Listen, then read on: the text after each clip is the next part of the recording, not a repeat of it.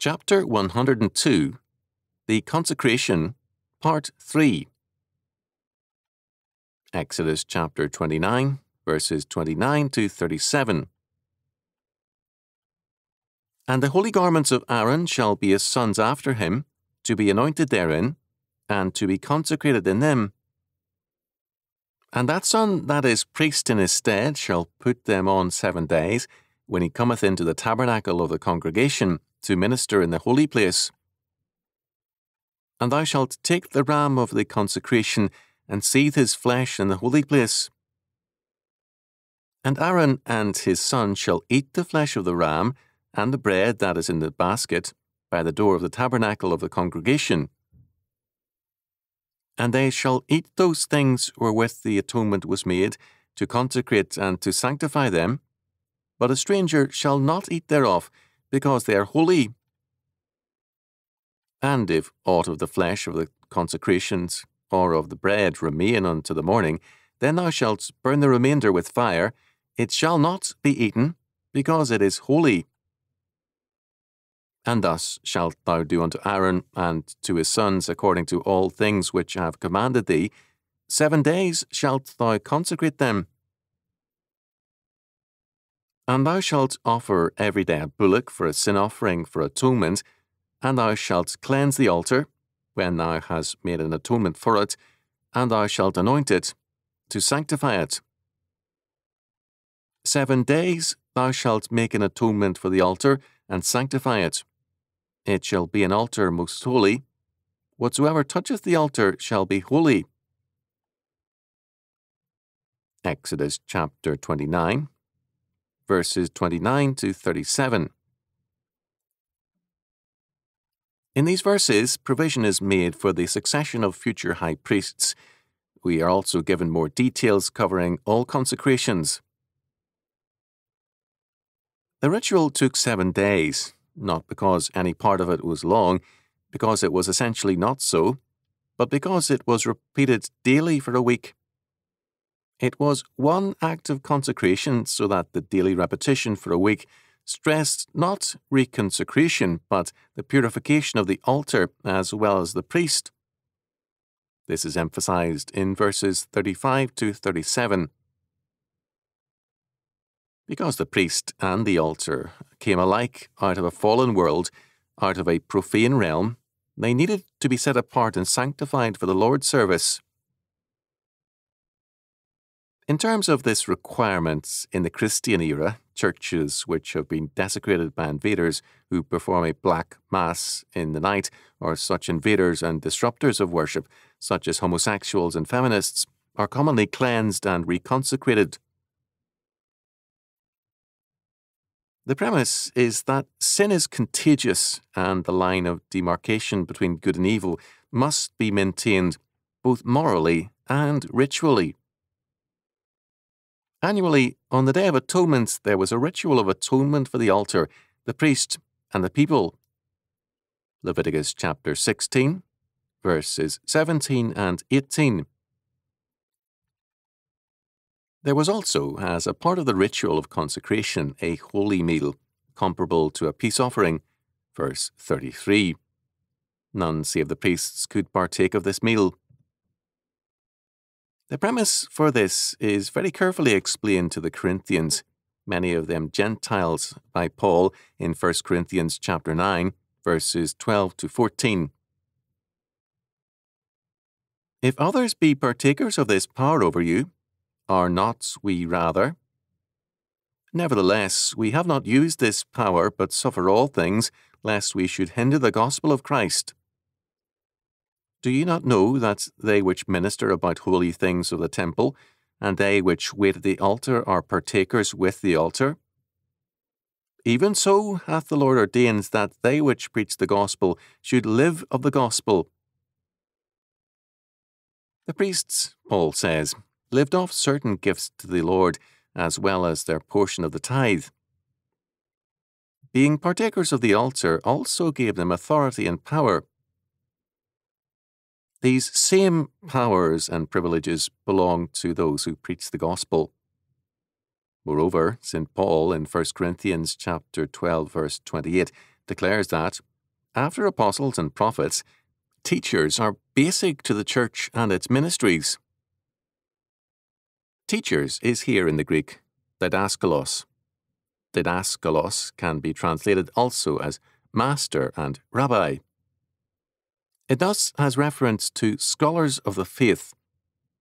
Thus, men such as our Chalcedon staff members are, in the biblical sense, emphatically teachers and are so to be supported by the faithful. An important aspect of the Christian ministry is lost when scholars are not seen as essential to it. In verse 37, we come to a central meaning of the word holy. Because the altar is most holy, whatsoever toucheth the altar shall be holy. This means that all things or persons who touch the altar are God's property. The altar signifies atonement, and to touch the altar meant either redemption or death.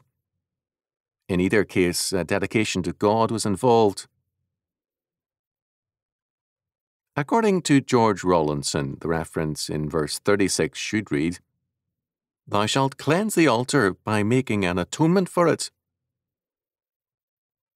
This original act of consecration was done by Moses, verse 24, acting as God's prophet and mediator.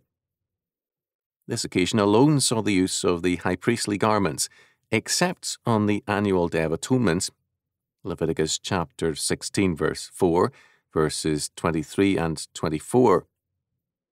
Otherwise, these robes remain for use at the next high priest's consecration.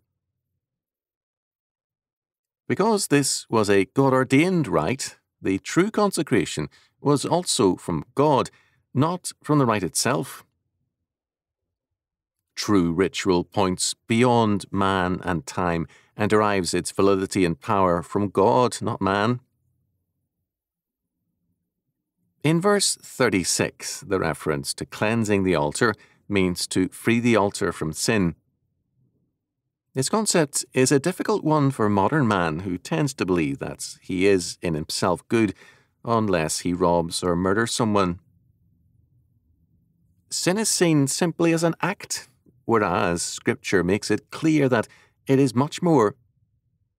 Before sin becomes an act, it is a condition.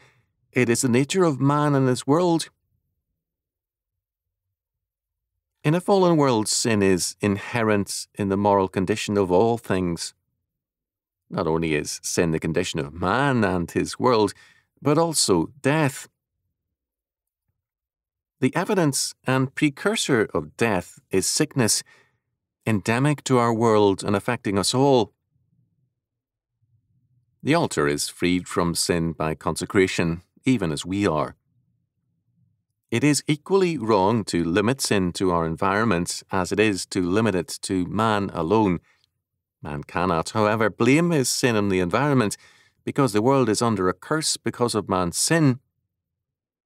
Genesis chapter 4, verses 11 and 12, Romans chapter 8, verses 19 to 22.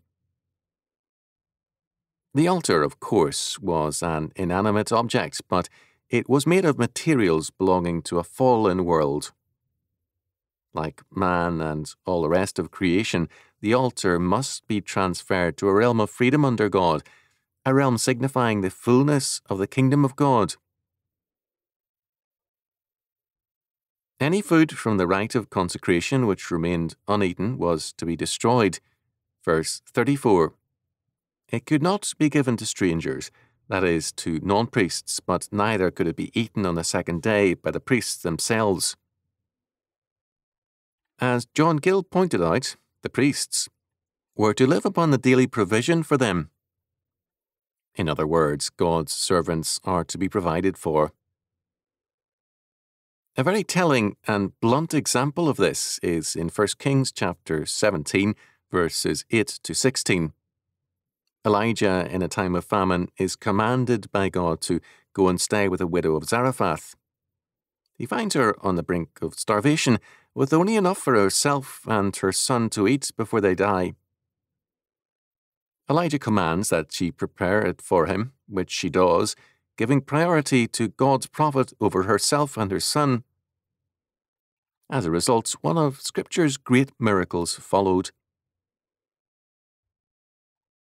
Such an incident is alien to a culture which is not God-centered, but man-centered. But God makes it clear that His servants are to be daily provided for by His people.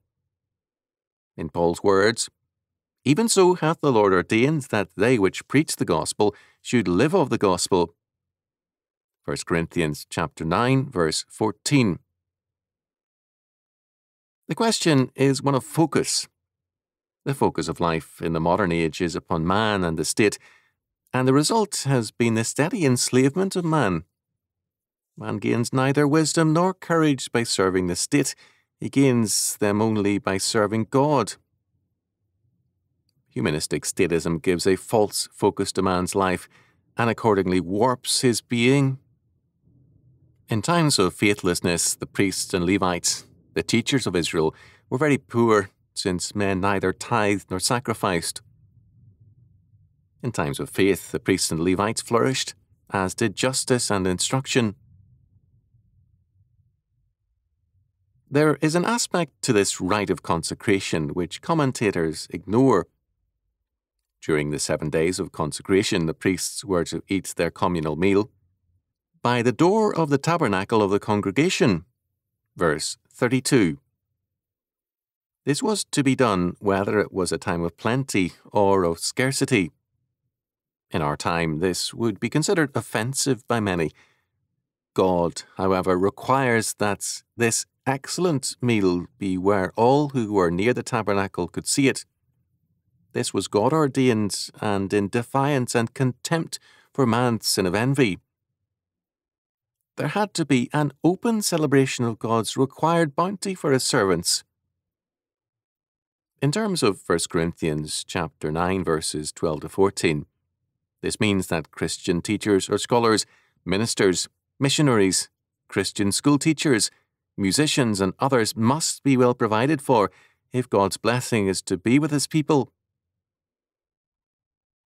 This was an actual, mean, and also an enacted parable whose purpose was to compel people to see life in terms of God's purposes.